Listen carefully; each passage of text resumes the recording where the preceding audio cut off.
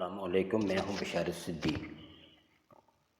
D G I S P R کی press conference کے جواب میں عائشہ علی بھٹا ایک سوال اٹھاتے ہیں D G I S P R کے سامنے۔ وہ کہتی ہیں کہ میں کسی جلاؤ گراؤ کا حصہ نہیں رہی، میں نے کسی گھر کی دہلیز پار نہیں کی، ریاست کے خلاف حضرت نہیں کی، لیکن 9 مئی کی رات تھی، 40 افراد میری چار دیواری پھلانگ کر مجھے اغوا کر کے لے گئے، بے گناہی کی جیل اور 1 سال مجھے اور میری خاندان کو جو اذیت دی گئی، مجھ سے معافی کون مانگے گا؟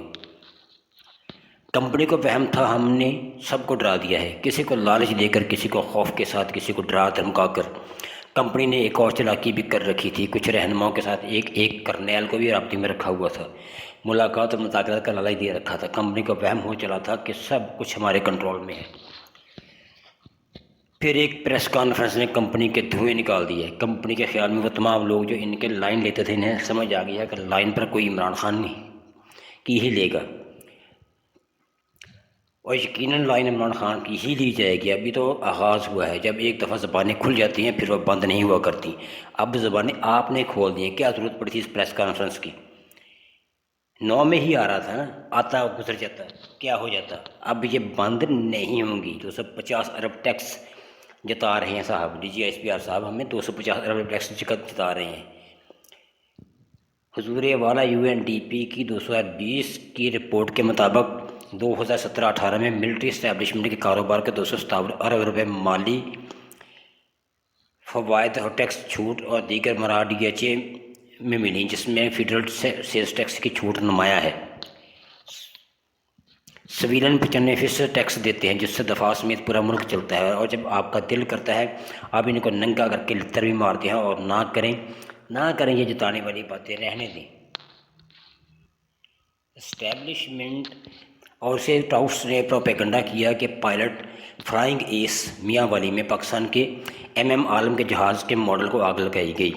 ایم عالم 1965 کے ہیرو ہیں، جبکہ حقائق کچھ یوں ہیں کہ میاں والی میں لگا نمائشی جہاز F6 تھا، جو 1971 کی جنگ میں پہلی بار استعمال ہوا۔ یاد رہے 1971 کی جنگ میں اسٹیبلشمنٹ نے ایم عالم کا ملک دشمن قرار دے کر جنگ سے ایسے ہی دور کر دیا تھا جیسے تحریک انصاف کو 2024 کے الیکشن سے باہر کر دیا گیا تھا۔ ایم عالم صاحب کو میس کے اندر محسوس کر دیا گیا تھا، وہ تا دم مرگ وہیں پر رہے، ان کی آزادی کو طلب کر لیا گیا تھا۔ سوال یہ بھی اٹھتا ہے جناب کہ فارم 45 میں بہت گڑبڑ ہوئی ہے، ساری دنیا ہماری نالائکی پر ہنس رہی ہے، اور جواب ہمیں ملتا ہے ہم 9 مئی کے ملزمان کو کسی صورت میں معاف نہیں کریں گے۔ جب سوال کیا جاتا ہے جناب انڈیا نے کارگو جہاز روک کر سامان اتار لیا، اب کیا کرنا ہے؟ جواب ملتا ہے ہم 9 مئی کے ملزمان کو نہیں چھوڑیں گے۔ سوال اٹھایا جاتا ہے جناب مودی کہتا ہے پاکستان کی اتنی اوقات نہیں کہ ہم اس پر بات کر کے وقت ضائع کریں۔ جواب ملتا ہے 9 مئی کے ملزمان کو معافی نہیں ملے گی۔ اگر شریف خاندان اور سرداری بڑے سیاستدان ہوتے تو آج ان کی حکومت فارم 47 کی پیداوار نہ ہوتی۔ ان کو سیاست عمران خان سے سیکھنی چاہیے، جس نے جیل میں بیٹھ کر ناقابل شکست اسٹیبلشمنٹ کو بھی شکست سے دوچار کر دیا۔ جناب ڈی جی صاحب، کسی سرکاری ملازم کو یہ حق حاصل نہیں ہے کہ عوام کی سب سے بڑی نمائندہ جماعت کو انتشاری ٹولہ کہے۔ کسی سرکاری ملازم کو یہ حق حاصل نہیں ہے کہ وہ پارلیمان کے سب سے بڑی اور سب سے مقبول جماعت سے معافی کا مطالبہ کرے۔ تحریک انصاف اپنے ووٹرز کی امانت کے محافظ اور ان کی توہین کسی صورت برداشت نہیں کرے گی۔ خود کو پاکستان کا محافظ کہنے والے پاکستان کے عوام کی توہین کا سلسلہ ترک کر دیں۔ محترم ڈی جی صاحب، یہ نہیں ہو سکتا ہے کہ عوام ووٹ کسی اور کو ڈالے اور ووٹ نکلے کہیں اور سے، اور پھر بھی ہم کہیں کہ عوام آئین قانون کو بھی مانے۔ ایسا نہیں ہوگا۔ پاکستان میں کوئی ادارہ اسمبلی ریاست نہیں، ریاست صرف عوام ہے، اور جب تک عوام کی نہیں مانی جائے گی تب تک کچھ ٹھیک نہیں ہونے والا۔ کمپنی نے کوشش کی کہ 9 مئی سے پہلے ہی اپنے کپڑے پھاڑ کر ناگن ڈانس شروع کر دیں، تاکہ ایسا لگے کہ آج بھی کمپنی بڑا روب ہے۔ پرابلم یہ ہو گیا قوالی جو کل ہونی تھی وہ آج سے ہی شروع ہو گئی۔ اب تنور بھی کچھ نہیں بچا اور گاہک بھی نہیں ملے۔ اب کمپنی کی حالت اس اجڑی طوائف کی ہے جس کی عزت بھی گئی اور پیسے بھی نہیں لبے۔ خیر سانوں کی۔ محترم ڈی جی صاحب مزید کہتے ہیں کہ تحریک انصاف کو 7% ووٹ ملا۔ تحریک انصاف کو 8 فروری کے الیکشن میں بغیر کسی الیکشن مہم اور یکساں انتخابی نشان دھاندلی زدہ فارم 47 پر 34% اور اصلی فارم 45 پر 70% ووٹ پڑا۔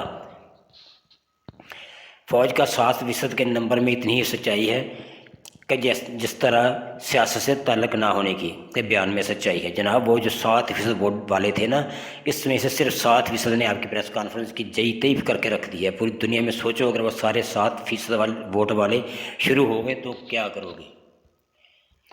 یہ جو عوام کے ساتھ ضد لگائی جا رہی ہے بے جا کی، اس کا سلسلہ ترک کرنا ہوگا، اور جتنی جلدی یہ ترک کرتے ہیں اتنا ہی بہتر ہوگا۔